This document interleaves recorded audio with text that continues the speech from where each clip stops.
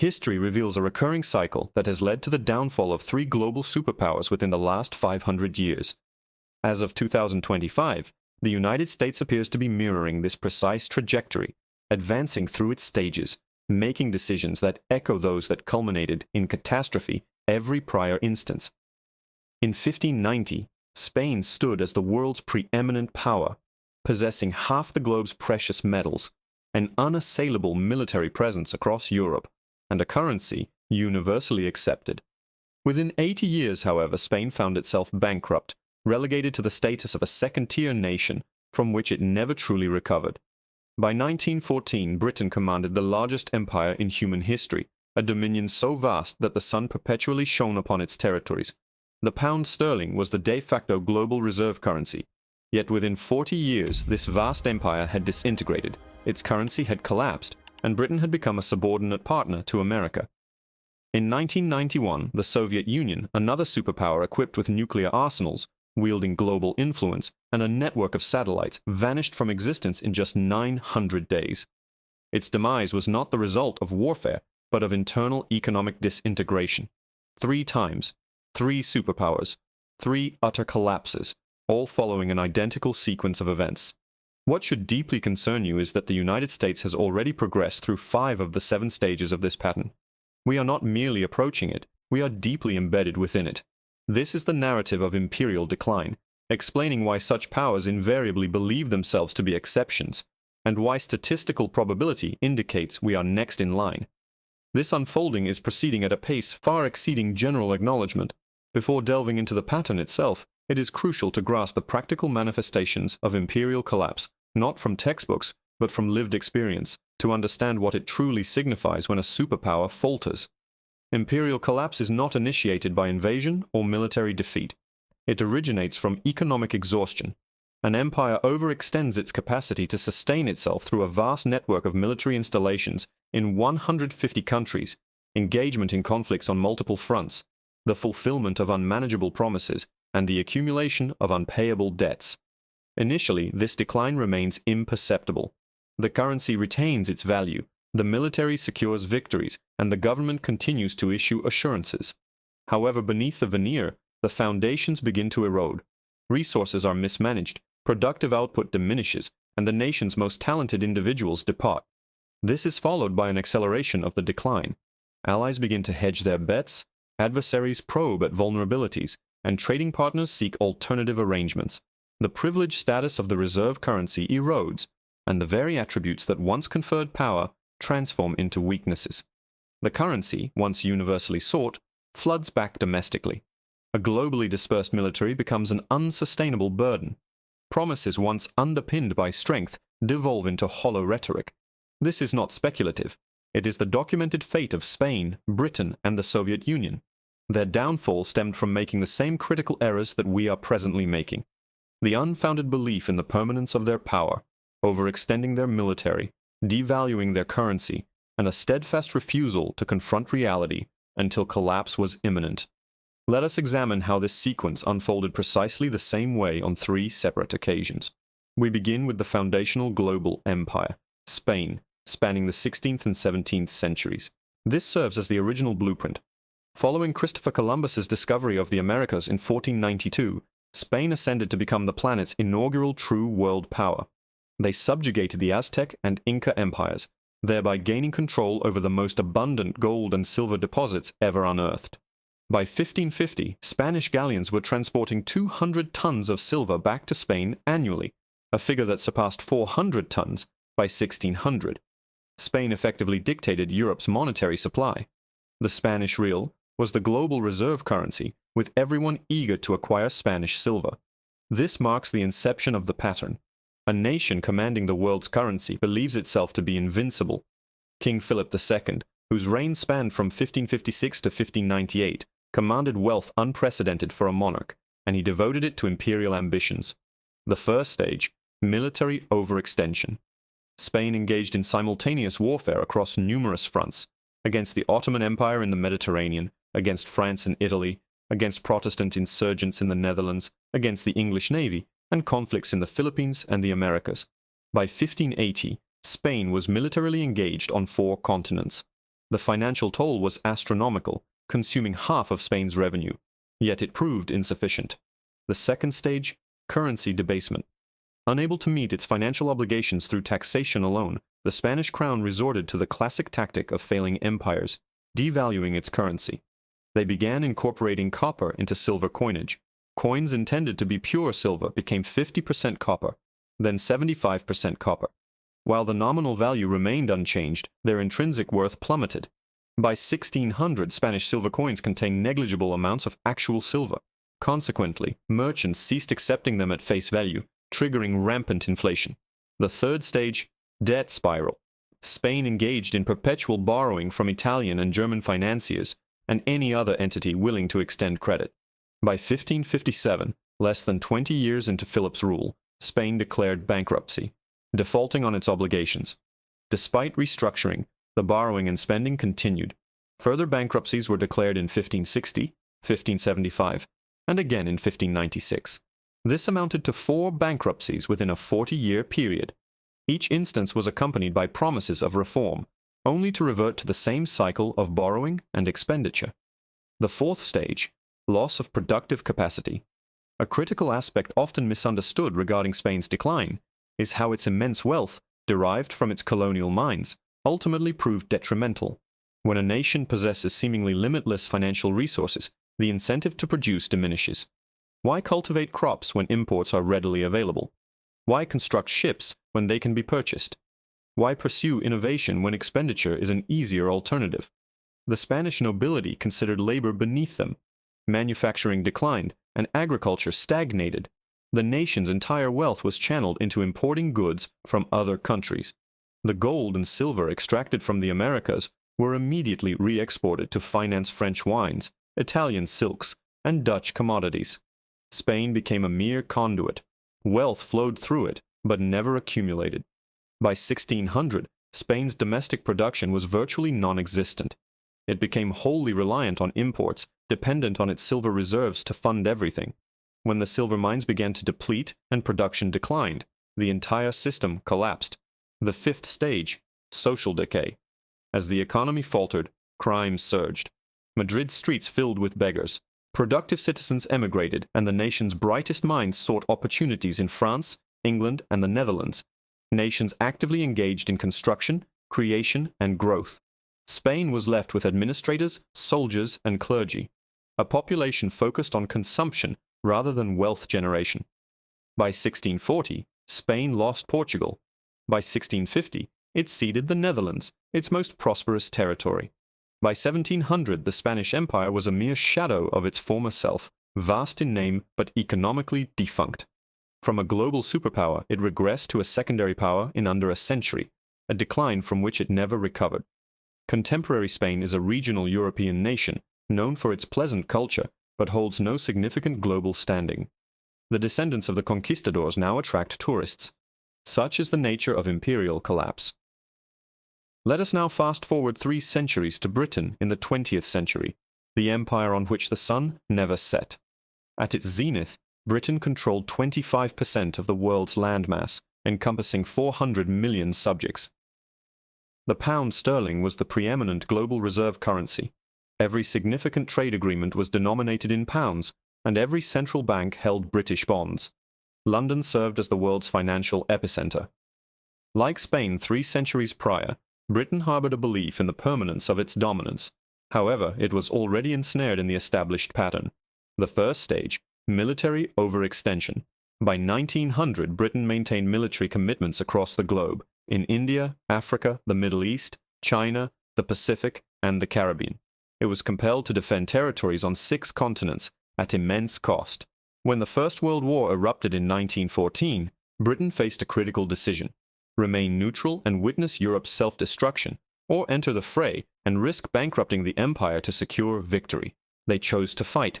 The First World War exacted a toll exceeding $40 billion, equivalent to $1 trillion today. Britain borrowed extensively from numerous sources, predominantly the United States. By 1918, Britain owed America billions, with the creditor becoming the debtor. Despite this, they had emerged victorious, retaining their empire, and harbored hopes of rebuilding. These hopes proved unfounded. The second stage, Currency debasement. The pound sterling was ostensibly backed by gold, but the war had severely depleted Britain's gold reserves.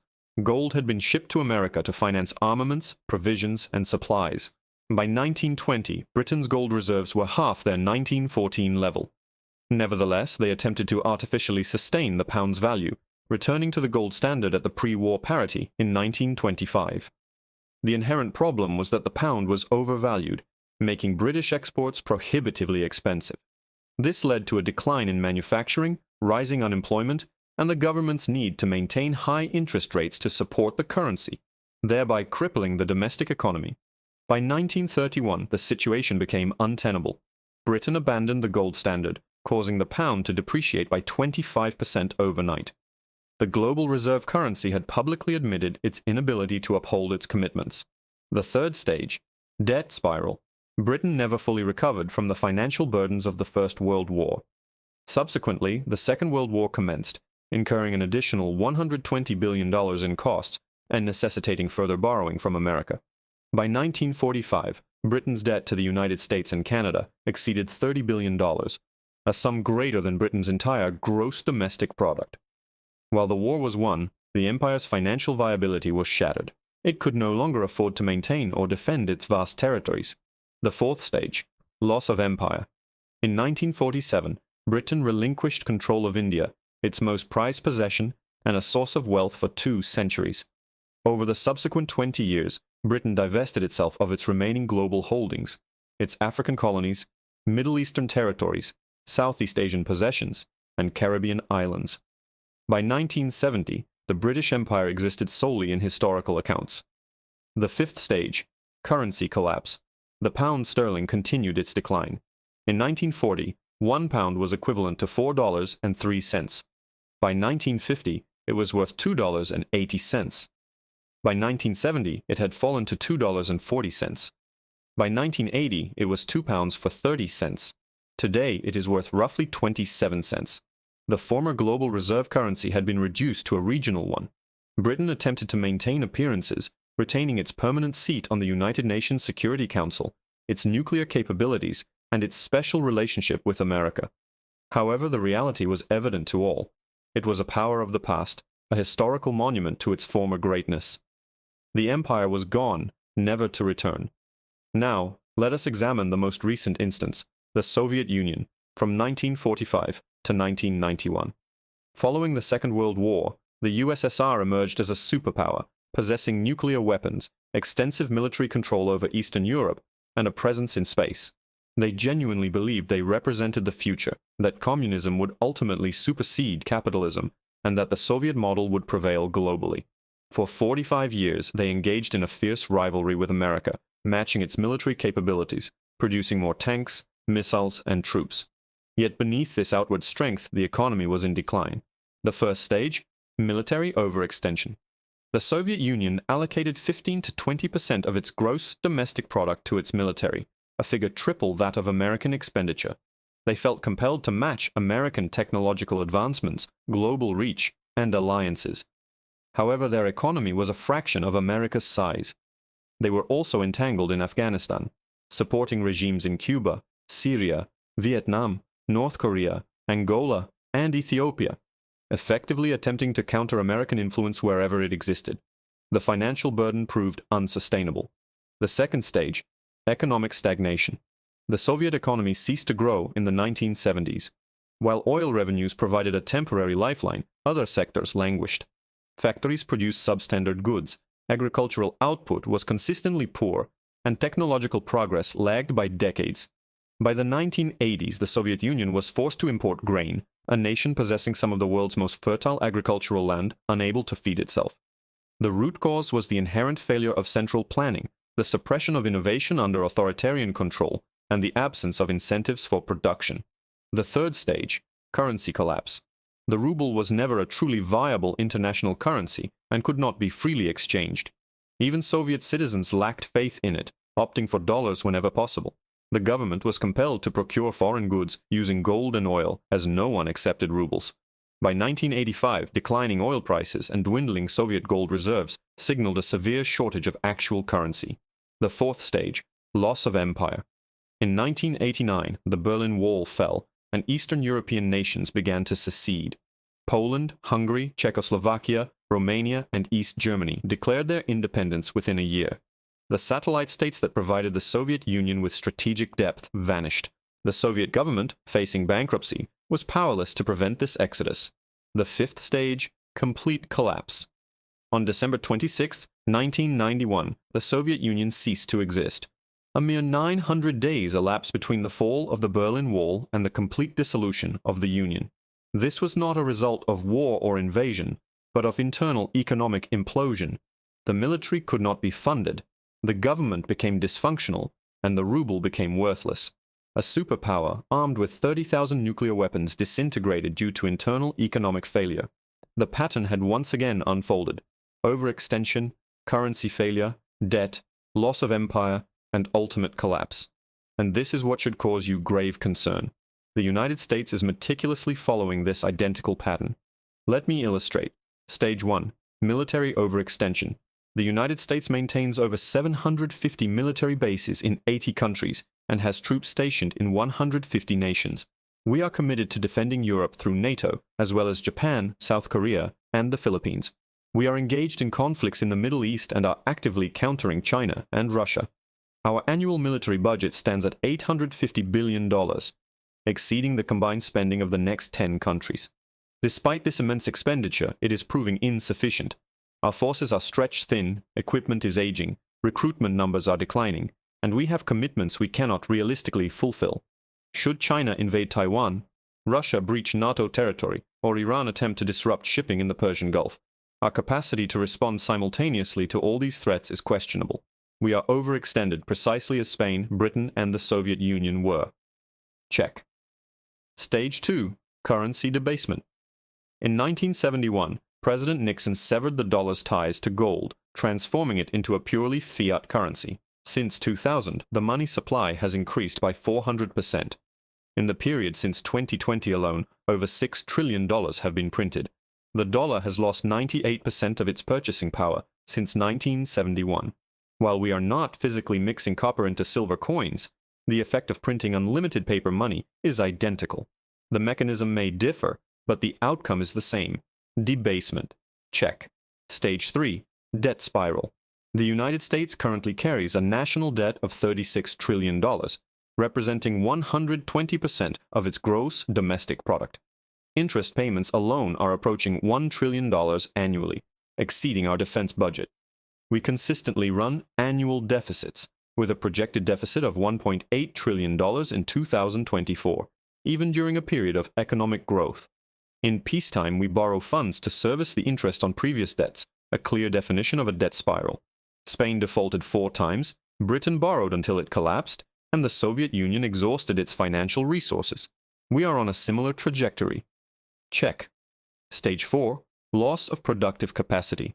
America no longer manufactures goods on a significant scale. Our economic activity focuses on design, finance, and consumption, but not production.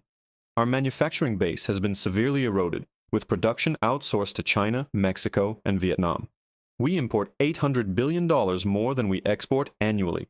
We are reliant on foreign supply chains for virtually every essential item, including medicine, electronics, steel, and even military components. Just as Spain became dependent on imports while its silver flowed outward, we are dependent on imports while our dollars exit the country.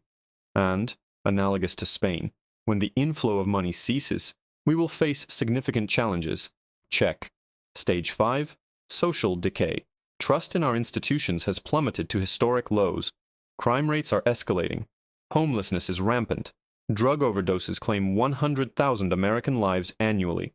Our most talented citizens are either emigrating or disengaging from society. Fertility rates are in sharp decline.